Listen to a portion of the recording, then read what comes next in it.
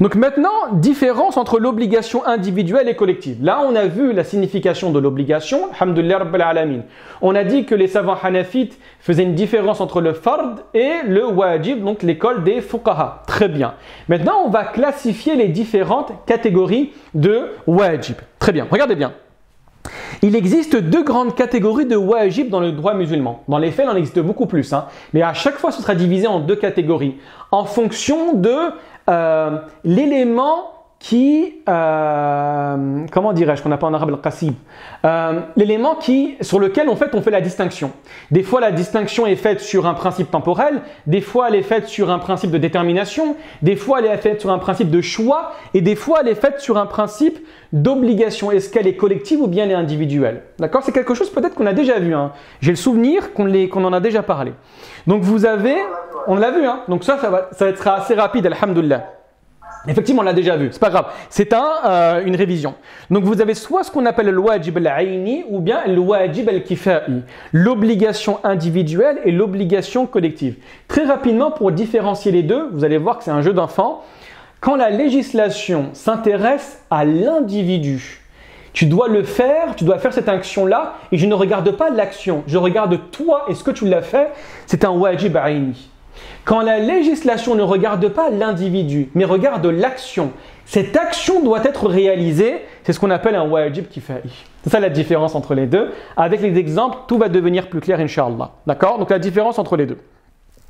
Une injonction divine dirigée à tous les êtres responsables, donc à tous les mukallaf, c'est ce qu'on appelle le wajib al-aini. Dans ce cas de figure, on regarde chaque être responsable indépendamment de l'action à réaliser. Très bien. Vous êtes 100. Vous êtes tenu de réaliser la prière du Maghrib. Très bien. Il y en a 99 qui l'ont réalisé, il y en a un qui ne l'a pas réalisé. Est-ce que la personne qui ne l'a pas réalisé, sans excuse valable, mérite une faute? Exactement. Bien évidemment. Allah yabarak fikum. Pourquoi? Parce que ici, l'injonction divine est dirigée vers l'ensemble des êtres responsables. D'accord? Très bien. La prière, le jeûne, le respect des liens du sang. Il y a beaucoup de personnes qui tombent dans l'erreur. Ils font n'importe quoi, ils acceptent toutes les mauvaises actions, ils ne respectent absolument rien. Et quand tu essayes de les raisonner, ils disent « Ouais, mon père, moi, c'est un imam. Mon oncle, moi, c'est un imam. Mon père, il va à la mosquée. » Oui, c'est bien, mais Allah regarde chaque individu indépendamment des actions de ses parents, de ses frères, de ses enfants. D'accord? Donc là, ça fait référence à le wajib al-aini. Très bien. Maintenant, vous avez le wajib al-kifa'i ou l'obligation collective ou semi-collective, etc. Alors, une faute ici, ce n'est pas le wajib al-ayn, excusez-moi. Donc, une injonction divine dirigée vers un groupe d'êtres responsables. Si une partie de la collectivité s'acquitte de l'ordre, point de faute. Par contre, si personne s'acquitte de l'ordre, faute pour tous. Donc là, en d'autres termes, la législation regarde est-ce que l'action a été réalisée. Si l'action a été réalisée, il n'y a aucune faute pour l'ensemble.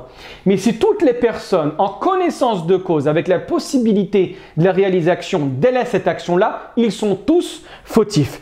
Est-ce qu'il existe des exemples? Bien évidemment. Le plus simple à retenir, c'est sauver une vie de la noyade. Vous êtes 10 en train de marcher, vous êtes 10 qui connaissaient la natation. Vous voyez une personne en train de se noyer. Est-ce que la législation vous demande à vous 10 d'aller sauver l'individu ou il suffit qu'une personne aille le sauver pour que l'action soit réalisée?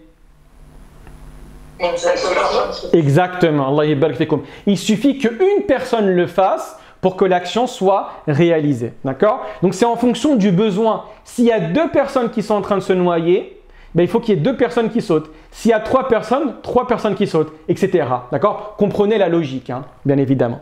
Très bien. Regardez également, ordonner le bien et interdire le mal. Ici, il ne faut pas que ce soit l'ensemble de la population, de la communauté musulmane qui s'occupe de cela. Vous savez, ça veut dire quoi, ordonner le bien et interdire le mal? C'est tout simplement enseigner. C'est-à-dire enseigner, rappeler ce qui est bon et interdire le mal, c'est-à-dire mettre en garde contre ce qui est mauvais. En gros, ne pas laisser se fondre dans la masse et oublier les réalités divines et les réalités eschatologiques. Vous allez également retrouver la médecine. D'accord? Il est obligatoire pour la communauté musulmane d'avoir des médecins. et le nombre de médecins en nombre suffisant. Également, les sciences religieuses. On ne peut pas avoir une communauté, on prend seulement le cas de la communauté française, où il n'y a absolument aucun individu qui enseigne ou aucun individu qui étudie. Si personne ne le fait, toute la communauté musulmane est fautive. Également, la question de la politique, de l'économie, en fait, de tout ce dont la communauté musulmane a besoin. D'accord? Très bien. On avance. Allah yabarak fikoum. Et si une personne ne peut pas le faire, elle doit financer des personnes qui peuvent le faire. Regardez bien. On prend le cas bon, ça c'était des cas assez anciens. Aujourd'hui, c'est plus le cas, mais c'est pas grave. Vous avez par exemple une ville assez importante où vous avez absolument aucun médecin. Toutes les personnes sont fautives s'ils ne bougent pas. Mais une personne qui est arrivée à 40 ans, 45 ans, 50 ans n'a pas la possibilité de partir à la fac pour étudier la médecine. Donc, qu'est-ce que ces personnes sont tenues de faire? De chercher un individu ou chercher des individus, c'est une population assez importante, il ne faut pas simplement un médecin, il en faudra plusieurs, pour financer cet individu et ensuite faire en sorte qu'il revienne. Et pour information, il y a des mairies françaises qui le font, hein. Je ne sais pas si vous êtes au courant, d'accord? Vous savez que vous avez des déserts médicaux, vous avez certains maires qui passent un accord. Effectivement, Allah yabarak fik, dans les déserts médicaux, vous avez certains maires qui passent un accord avec les étudiants. Très bien, je te finance ces études à la condition que par la suite tu reviennes et tu travailles pendant une durée déterminée, d'accord? Donc il y a cette idée-là, Allah yabarak fikum. On avance.